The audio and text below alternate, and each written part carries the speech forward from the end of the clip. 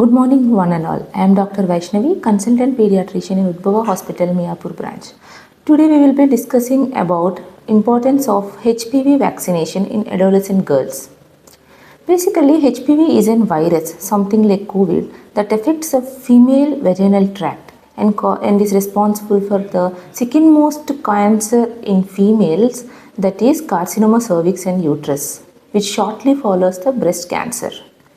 Basically, it is a highly preventable cancer that can be prevented by early detection through pap smear as well as by HPV vaccination.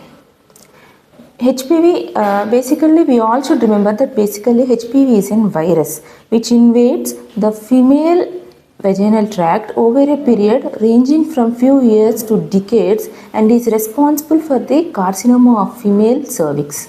Apart from that, it is also responsible for esophageal, oropharyngeal, vulvar, vaginal, other carcinomas involving the female private parts, as well as in males also responsible for the carcinoma of penis and perineal regions.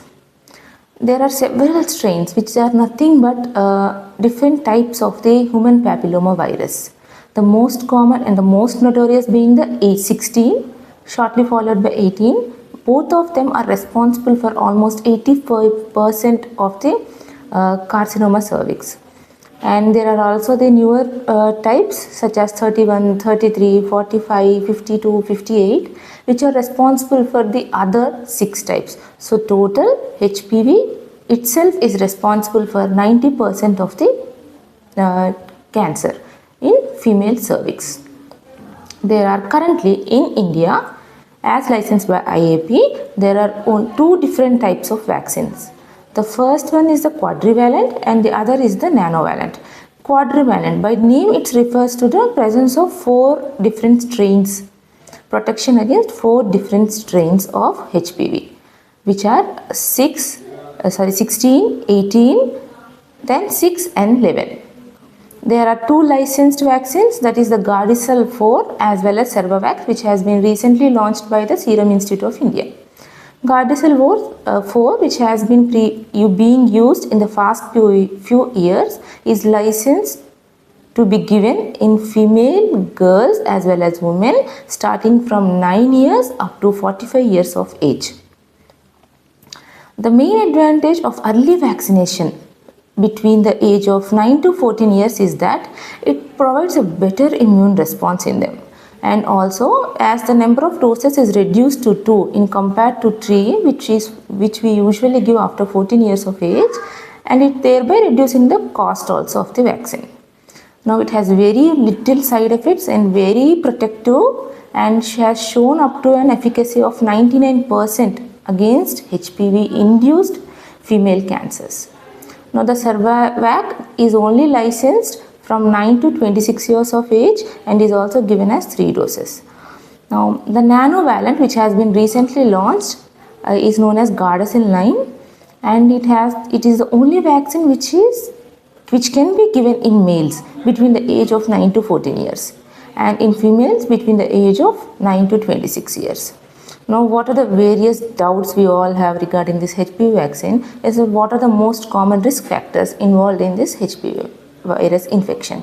Usually presence of any multiple female partners, male or female partners, then presence of multiple pregnancies, unprotected sex, uncircumscribed male, then non-use of condoms, then including smoking is another risk factor. We all should be remembering that it is usually the male who is affected first, but the female is the one who usually presents with the clinical features.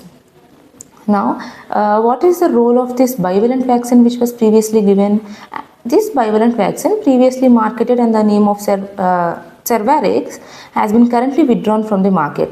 It is because it protects against 6 and 11 type of strains which are not usually involved in causing carcinoma cervix. Now, the other doubts which are commonly asked by women are like, what is the role of this cervical vaccine in married women? All women between the age of 9 to 45 years can take the vaccine, no need of any prior pap smear examination. The thing is that even if the woman has children, she is sexually active, can take this vaccine because she may not by the time be infected by the virus. Even if she is infected by one strain, this vaccine will give protection against the rest strains. Now also the next question which is commonly asked, what if we miss the dose? Yes, even if any child missed the dose, the vaccine series can be continued.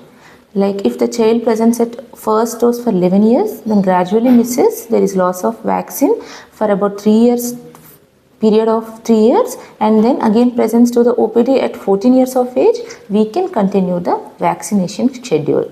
Now the another doubt which is commonly asked in our OPDs is, what about if the woman gets pregnant during vaccination schedule? If the woman gets pregnant, we usually stop the vaccination and give her once she completes her pregnancy. It is highly safe during the lactational period. Now, the most important thing we all should remember is that it is highly potent vaccine. Like in countries such as United States, UK, Scandinavian countries, New Zealand, Australia, where it has been implemented as a compulsory program, they have found a significant reduction in the incidence of carcinoma cervix by 90%. So we all should remember that we need to get informed by the doctor, get ourselves screened for this HPV infection, and then get vaccinated at the earliest date, thereby reducing the incidence of carcinoma cervix, which is the basis of One Worry Less program campaign launched by WHO. Thank you.